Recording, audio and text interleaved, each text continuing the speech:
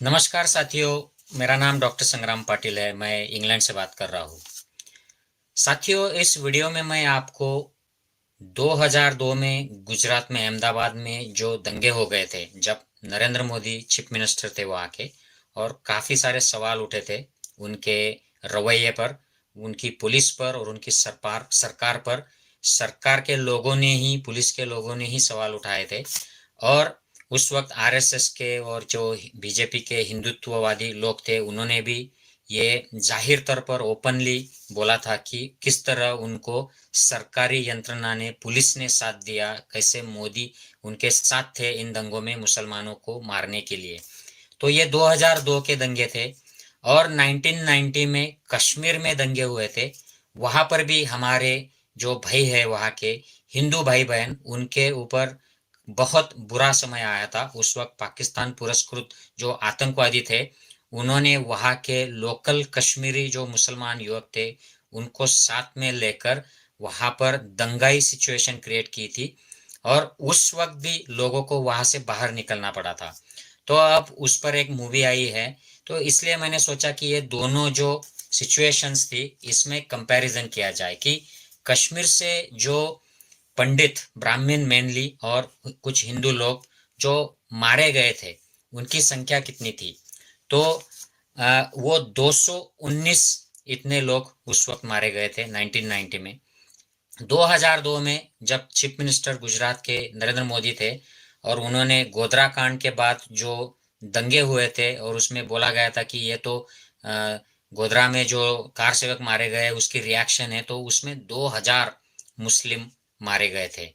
और कश्मीर में 219, 10 गुना कम लोग मारे गए हैं। हालांकि वो मारे गए कश्मीर में हिंदू और गुजरात में मुसलमान, ये दोनों हमारे भाई बहन हैं, हमारे भारतीय लोग हैं। दोनों बुरी बातें हैं, लेकिन इससे हमें अंदाजा आता है कि ये इसकी जो भयानकता है, इसकी जो ग्रेविटी है, ये कितनी अधिक थी गुजरात के दंगों में। तो कश्मीर फाइल्स से गुजरात फाइल्स में ज्यादा लोगों का जिनोसाइड हुआ था, नरसंहार हुआ था। और जब लोग कश्मीर छोड़कर बाहर आए, तो कितने लोग आए। तो ये सरकारी आंकड़े, government of India, central India के, कि 58,697, 58,697 इतने कश्मीरी ब्राह्मण और हिंदू बाहर आए थे कश्मीर के वैल्यूज को छोड़कर, जम्मू में और इंडिया के अलग अलग पार्ट्स में। कितने मुसलमान 2002 में अहमदाबाद दंगों में डिस्प्लेस हो गए थे। तो 5 लाख मुसलमानों को अपने घर छोड़ने पड़े थे, और वो यहाँ वहाँ भाग गए थे रेफ्यूजी कैंप्स में, और अहमदाबाद छोड़ के, कुछ गुजरात छोड़ के भाग गए थे। तो ये आंकड़ा भी 10 गुना है। तो गुजरात फाइल्स 10 गुना बड़ा संगीन मामला है कश्मीर फाइल्स से। इसमें खर्चा किसके लिए कितना किया है सरकार ने। तो अगर आप कश्मीरी पंडितों के लिए जो खर्चा किया है, ये 2011 तक के आंकड़े हैं। 11 से आज तक, आज 11 साल हो गए हैं। ये आंकड़े इसमें नहीं है, ये सरकारी आंकड़ा था। इसमें 1618 करोड़ इतना पैसा, इंडियन मनी, कश्मीरी ब्राह्मणों के रिहैबिलिटेशन में खर्चा किया था सरकार ने। और मुसलमान जो 2002 के दंगों में डिस्प्लेस हो गए थे, उनके लिए कितना खर्चा किया था। तो उनके लिए हर घर को 500 रुपया मुआवजा दिया गया था। सोचिए कितनी भयावह बात है, ये डिफरेंस है, ये कितनी पार्शियलिटी है। 500 रुपए पर फैमिली। और जो कश्मीरी ब्राह्मण डिस्प्लेस हो गए थे, उनके रिहैबिलिटेशन में 1618 करोड़ 2011 तक दिए गए थे। और ये उसके बाद भी शुरू रहा है, आज तक ये शुरू है। जो कश्मीरी पंडित डिस्प्लेस हुए, उसमें से काफी सारे गवर्नमेंट ऑफिसर्स थे, गवर्नमेंट के एम्प्लॉय थे। तो ऐसे सारे लोगों को साउथ दिल्ली में गवर्नमेंट के जो क्वार्टर्स है, ऐसे काफी सारे लोगों को, सारे नहीं, काफी सारे लोगों को साउथ दिल्ली में जो क्वार्टर्स है, जो एकदम पॉश एरिया, महंगा एरिया है, वहां पर 20 साल से ये लोग वहां पे गवर्नमेंट के क्वार्टर्स में आज भी है। ऐसा कहा जाता है कि ये लोग आज भी वहीं पर है। तो ये लोग ठीक तरीके से, उनको खाना गवर्नमेंट की तरफ से दिया गया, उनको एजुकेशन गवर्नमेंट के तरफ से रिजर्वेशन क्रिएट किया गया है कश्मीरी पंडितों के लिए, कॉलेजेस में, यूनिवर्सिटीज में, यहाँ तक कि नौकरियों में सेंट्रल गवर्नमेंट में इनके लिए रिजर्वेशन किया गया है। अलग अलग स्टेट्स में भी इनके लिए सीट्स रिजर्व है। और इन्होंने ये साउथ दिल्ली में ऐसे गवर्नमेंट के क्वार्टर्स भी ऑक्युपाई कर रखे हैं। और मुसलमानों को क्या मिला, वो अपने घरों से बेघर हो गए, रेफ्यूजी कैंप्स में गए। उसके बाद बहुत सारे मुसलमान रास्ते पर आ गए, इनको घर कोई भाड़े से भी देने को तैयार नहीं है वहां पर। अगर वो हिंदुओं के पास जाते हैं कि हमको घर दो, भाड़े से दो या पैसे से दो, तो उनको मिलना मुश्किल रहता है। तो ये डिफरेंस देखिए कि कश्मीर के जो ब्राह्मण विस्थापित हुए उनको कैसी ट्रीटमेंट है, और अहमदाबाद के जो मुसलमान विस्थापित हुए उनको कैसी ट्रीटमेंट है। अब अगला देखिए कि जो कश्मीरी ब्राह्मण पंडित अपने घर बार प्रॉपर्टी छोड़ के बाहर आ गए अपनी जगह से, उनकी जो प्रॉपर्टी है उसके बारे में क्या है। तो वहां पर J&K migrant immovable property act 1997, J&K migrant act 1997, इन कायदों के ये लॉ पास हुए और इनके अनुसार उनकी प्रॉपर्टीज सेव कर दी गई। वो प्रॉपर्टीज कोई भी बेच नहीं सकता है, कोई भी खरीद नहीं सकता है। जो आज बाहर आ गए उनकी प्रॉपर्टी वहां पर आज भी सुरक्षित है। क्या ये अहमदाबाद में मोदी जी के राज में जब मुसलमान मारे गए, जो मुसलमान 5 लाख विस्थापित हुए, उनके प्रॉपर्टी के बारे में भी किया गया? नहीं। उनकी प्रॉपर्टीज उनको बेचनी पड़ी काफी सारे लोगों को, क्योंकि उनके धंधे चौपट हो गए, वो सेफ नहीं फील कर रहे थे, तो उनको प्रॉपर्टी बेचनी पड़ी, छोड़नी पड़ी बहुत सारे लोगों को। और जो विस्थापित हो गए उनको तो घर भी नहीं मिलता है, कोई उनको घर भी नहीं बेचता है। तो इस तरीके का व्यवहार, पार्शियलिटी भरा व्यवहार दोनों में है। तो गुजरात फाइल के इम्प्लीकेशंस ये कश्मीर फाइल के इम्प्लीकेशंस से बहुत भयावह है, बहुत अन्यायपूर्ण है। 1990s में उस वक्त बहुत सारे हालात खराब हो गए थे। तो उस वक्त के स्टेट गवर्नमेंट और सेंट्रल गवर्नमेंट ने कश्मीरी ब्राह्मणों को, पंडितों को टैक्स में भी बेनिफिट दे दिया था। और ये टैक्स में बेनिफिट अहमदाबाद के मुसलमानों को जो दंगा पीड़ित है उनको नहीं दिया गया। वो आज भी मेहनत करते हैं, काम करते हैं, और जो जो टैक्स के लिए एलिजिबल होते हैं उनको टैक्स भी देना पड़ता है। तो और इनके लिए गवर्नमेंट्स में जो अलग अलग तरीके के रिजर्वेशंस भी है कश्मीरी पंडितों के लिए, जो मुसलमान अहमदाबाद के पीड़ित है उनके लिए नहीं है।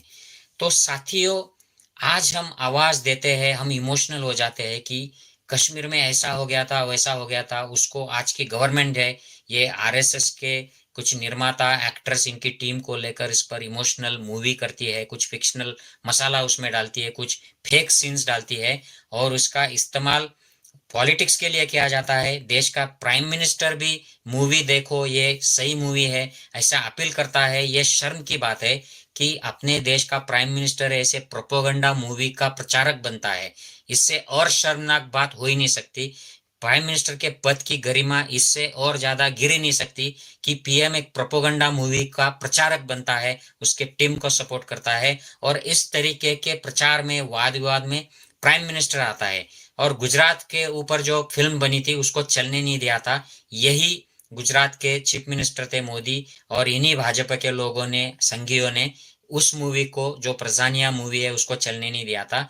जो भी इनके खिलाफ बोलता है उनकी मूवीज ये चलने नहीं देते हैं, उसको बॉयकॉट करते हैं या डरा कर धमका कर उनको चुप करा देते हैं। यहाँ तक कि जो पत्रकार इनको सवाल पूछते हैं, गुजरात दंगों के वक्त बरखा दत्त जैसे पत्रकारों ने सही उस वक्त वृत्तांकन किया था, लाइव दिखाया था, सब एनडीटीवी ने सब दिखाया, तो ये आज तक उनके दुश्मन बने हुए हैं।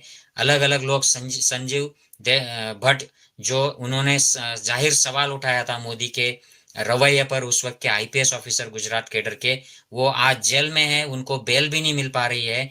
काफी सारे लोगों के एनकाउंटर्स हो गए, काफी सारे जो दंगे के जो गवाह थे उनके एनकाउंटर्स हो गए हैं। और उसके कंपैरिजन में कश्मीर से जो ब्राह्मण या हिंदू विस्थापित हुए, वहां पर बीजेपी की ही गवर्नमेंट थी, बीजेपी का, आरएसएस का आदमी राज्यपाल था, और बीजेपी की सपोर्टेड सेंट्रल गवर्नमेंट, राष्ट्रपति शासन था। तो इनडायरेक्टली ये बीजेपी का ही गवर्नमेंट था, बीजेपी का राज्यपाल ये सब सुपरवाइज कर रहा था, और ये सब उन्हीं की निगरानी में हुआ था। वहां के हिंदुओं का, ब्राह्मणों का शिफ्टिंग भी इन्होंने ही करवाया था, सरकारी यंत्रणा ने। और गुजरात में भी इनके ही सुपरविजन में ये सब हुआ था। तो जहाँ पर भी ये डिफ्रेंशिएशन किया जाता है हिंदू मुसलमान, यहाँ पर उनको बाद में इलेक्शन में फायदा हो जाता है। गुजरात 2002 की दंगे के बाद इनको मोदी जी को वहाँ के इलेक्शन में बम्पर मेजॉरिटी से गवर्नमेंट आ गई। अब ये 2024 की तैयारी के लिए ये कश्मीर का पुराना जो जख्म है उसको और ताज़ा कर रहे हैं। हिंदुओं की भावनाओं को भड़काने के लिए इन्होंने कश्मीरियों के लिए खुद किया कुछ नहीं है। मनमोहन सिंह और कांग्रेस के गवर्नमेंट ने काफी सारी सुविधाएं इन कश्मीरियों को दी है। मोदी गवर्नमेंट ने कुछ किया नहीं है इनके लिए, कुछ अलग से पैसों का प्रावधान नहीं किया है या इनको वापस कश्मीर ले जाने के लिए कुछ भी योजना नहीं बनाई है। लेकिन इसका मसला उठाकर भावनाओं को भड़काकर ये उसकी अपनी पॉलिटिक्स की रोटी सेकना चाहते हैं भाई। यही बस इनका खेल चल रहा है। तो साथियों, दंगों में भाजपा को फायदा होता है। दंगे जो मेजर ये हुए हैं इसमें ये इलेक्शन के पहले हुए हैं और इनका मसला बनाया गया है। और मोदी जी का तो ये बार बार देखा गया स्टाइल है कि इनके इलेक्शन के पहले कुछ ना कुछ हो जाता है। अगर कुछ नहीं होता है तो ये क्रिएट करते हैं और ओपनली दंगों के लिए लोगों को अपील करते हैं। यही इनका स्टाइल है। मैं सोचता हूँ कि ये सब एक्सपोज होना चाहिए, ये सब अब रुकना चाहिए। एज ए इंडियन, कश्मीरी हो या नॉन कश्मीरी हो, हिंदू हो या मुसलमान हो, आरएसएस का संघी विचारधारा रखने वाला हो या सेक्युलर समतावादी संविधानवादी विवेकवादी विचारधारा वाला हो, हम सब भारतीय हैं। हम सबको ये सब डिफरेंसेस छोड़ के विकास की, प्रोग्रेशन की राजनीति करनी चाहिए। ये 21st सेंचुरी है। यहाँ के राजनीतिक मुद्दे भी health, education, infrastructure, good administration, ये ऐसे होने चाहिए, ना कि कश्मीर, हिंदू मुसलमान, राम मंदिर या कांग्रेस, गांधी, ये पुराने मरे गड़े हुए मुर्दे उखाड़ पर उनकर लोगों को इमोशनल करना और इमोशनल अपील कर कर सामने वाली पार्टियों को, नेताओं को उनको नीचा दिखाना, इस तरीके की जो राजनीति चल रही है ये रुकनी चाहिए। नहीं तो हम लोग बहुत पीछे ऑलरेडी हो गए हैं। इकोनॉमिक हमारा डाउनफॉल हो गया है और ये चलता ही रहेगा। अब हमारे यूनिवर्सिटीज भी काफी पीछे चले गए हैं। कोई रिसर्च अच्छा सा हो नहीं रहा है यूनिवर्सिटीज में। आप देखिए, जो अमीर जो लोग हैं, नेता है या बिजनेसमैन है या इंडस्ट्रियलिस्ट है, इनके सबके बच्चे फॉरेन में आकर पढ़ते हैं, अच्छा क्वालिफिकेशन यहाँ पे लेते हैं, क्योंकि हमारे यूनिवर्सिटीज का कोई अच्छा आउटपुट नहीं हो रहा है। उसकी उनकी इमेज खराब हो गई है, रिसर्च नहीं हो रहा है। तो मैं आशा करता हूँ ये सिचुएशन बदले, अच्छी सरकार आए, लोग अच्छे साइंटिफिक एटीट्यूड वाले लोगों के, काम करने वाले लोगों को नेता करके चुने और इलेक्शन में इमोशनल न होके जात पात धर्म संप्रदाय इससे आगे बढ़कर हम विकास की राजनीति करें। तभी ये फाइल्स जो हुई है, ये फाइल्स को हम न्याय दे पाएंगे। जो कश्मीरी ब्राह्मण हिंदू बाहर आए हैं, ये जो हमारे गुजरात के मुसलमान भाई बहन जो मारे गए, जो विस्थापित हुए, या और कई कितने और विस्थापित हुए और मारे गए हैं, दलित, आदिवासी, शूद्र, सभी जाति संप्रदायों के, इनको हम न्याय कर दे सकते हैं। उनकी जो आगे वाली पीढ़ियां है उनको न्याय दे सकते हैं। इसके लिए हमें विकास की और सही माने में विवेकवाद की, समतावाद की, संविधान की राजनीति करनी चाहिए। मेरी बात से सहमत हो तो please do share this video. जय हिंद साथियों।